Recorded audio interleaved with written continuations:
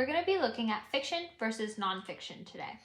Specifically, we're going to look at their similarities, and we're also going to look at some of their differences. Okay? So to start off, we're going to use a Venn diagram. We'll have our fiction on our left, our nonfiction on the right. In the center should be the similarities. We're going to start off by making our circle.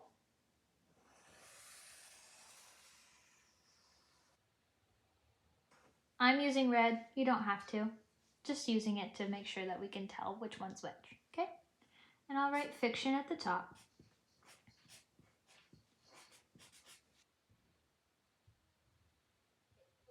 For fiction, we're going to specifically look at things that make fiction fiction. For example, fiction is mostly make-believe or not real. So we'll write that down. Make-believe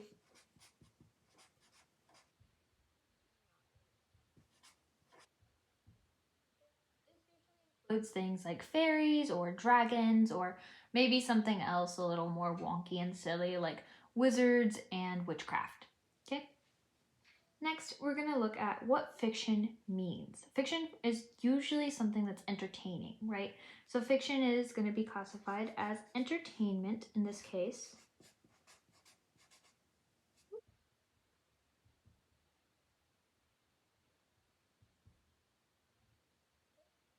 Now we're going to kind of look at what fiction has. A lot of the times in books we see fiction has drawings or illustrations specifically done by somebody. So we'll write drawings.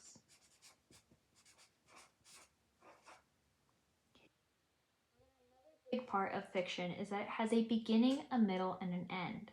This plays a lot to the plot, okay?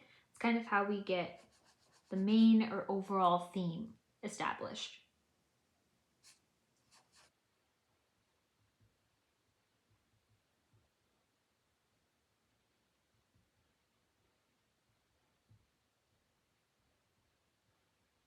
So we're going to move over to our nonfiction.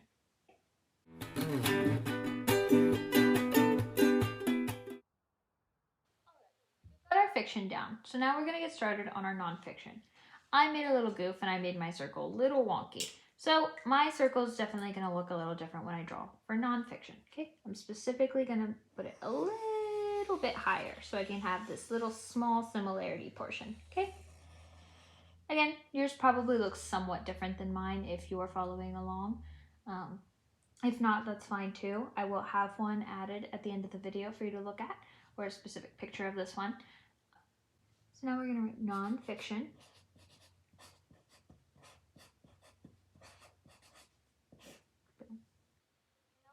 Some of the key features of nonfiction. So we're going to kind of start out like we did with our fiction. We're going to look at it. Is it make-believe? Is it not real? Is this real or fact-based? Which, if we're reviewing, we know. Nonfiction focuses more on real and fact-based features.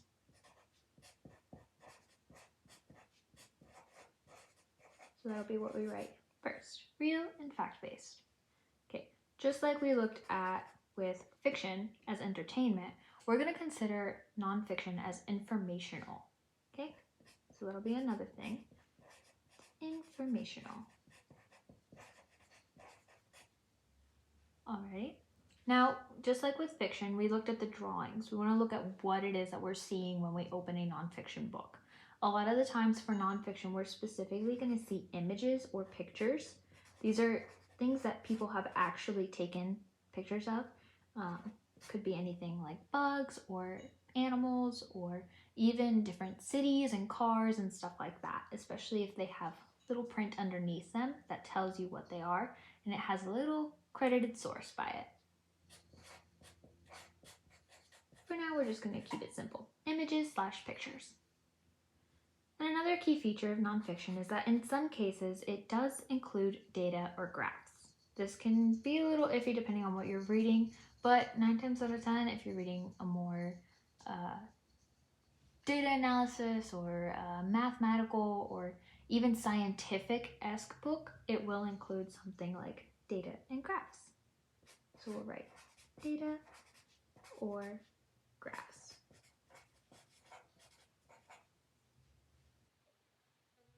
Key feature of nonfiction books is that they almost always have a glossary. If you guys remember, a glossary is a section of a book, specifically nonfiction, sometimes fiction, but not a lot, that will have some big phrases or words that might be unfamiliar to the reader, so they can easily go back and they can look it up, kind of like a dictionary.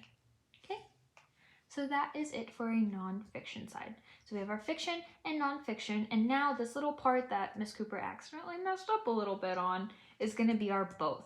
Okay, get ready for it.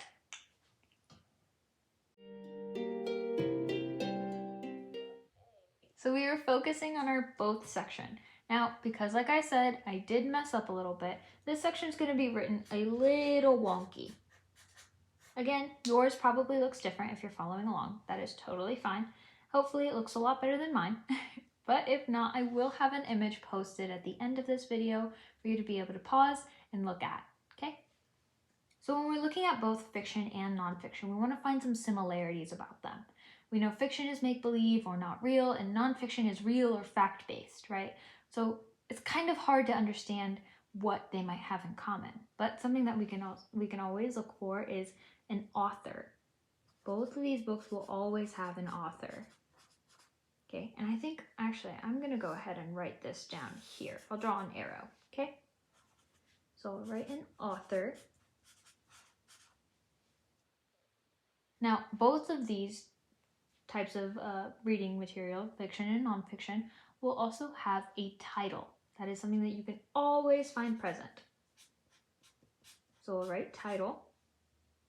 And of course, nonfiction might have a few subtitles and stuff like that in it, but no matter what, they've always got a title for their books. Okay.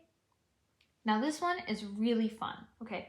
Sometimes people don't think about it, but nonfiction can include people that are real life, right? We see it all the time. Biographies, autobiographies, stuff like that, right? But fiction can also have those same people. For example, nonfiction might be talking like a book that's about facts of Abraham Lincoln, whereas fiction might have Abraham Lincoln going on a high-speed car chase. Obviously, we know the difference. Abraham Lincoln did not go on a high-speed car chase. But there are plenty of instances where he's in a lot of nonfiction books. So both of these can have little interconnection. So we'll write can have characters, can have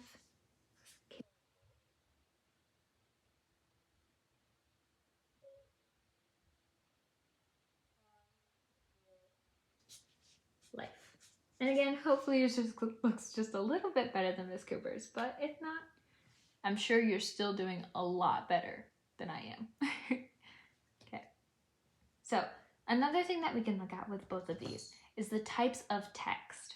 There are different types of text. Specifically, nonfiction will use italic text. We've seen that a few times in some of our readings.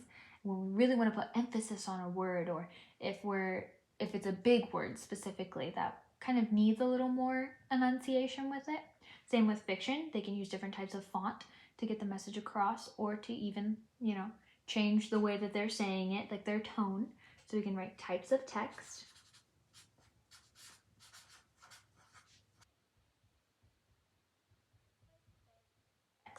Boom. Okay, and another thing that's really important about both of these, fiction and nonfiction, is that they can have a theme. I know this is kind of silly because not a lot of people think about it like that, but nonfiction, oftentimes there's a specific thing that we're looking at. There's a specific thing that we are giving information on and talking about. Whereas fiction can also do the same thing. It can have, for example, we'll say, what is a good example? I'm sure you guys are thinking of some right now. But at the moment, I'll think of this. We'll say that they could have the reoccurring theme of bugs. Okay? Nonfiction would most likely focus on the facts of it, the evidence that we find about bugs, different bug species, right? Whereas fiction might have bug characters. It might have families or species that kind of intermingle, and they might mention that they're different families or species of a specific type of bug, but overall they're both focused on bugs. So we'll write down can same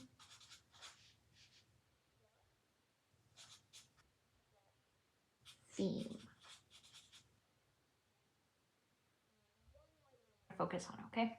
So we've been looking at the differences between fiction and nonfiction, and now we're focusing on the similarities. One similar thing that they will almost always have is a table of contents. Just in case you don't remember or you're not sure what exactly that is, the table of contents is the beginning of our book that tells us maybe different chapters, different pages of those chapters, or in this case, different sub-chapters or subtext or something of the sort in a nonfiction book or subcategory, you know. So you can always, for nonfiction, you can flip through whichever one that you need, whereas fiction will most likely go in order, chronological order, so you would just follow that line. And in that case, that's your table of contents. So we'll write table of contents. Okay, so now that we've got our Venn diagram, hopefully this can be useful for you when we're going on throughout this little mini review. And yeah, again, yours does not have to look like this. Hopefully yours looks a lot better. I will definitely be posting a different version of it with the same information at the end of this video, okay? You can use it, pause it, screenshot it, whatever you need to do.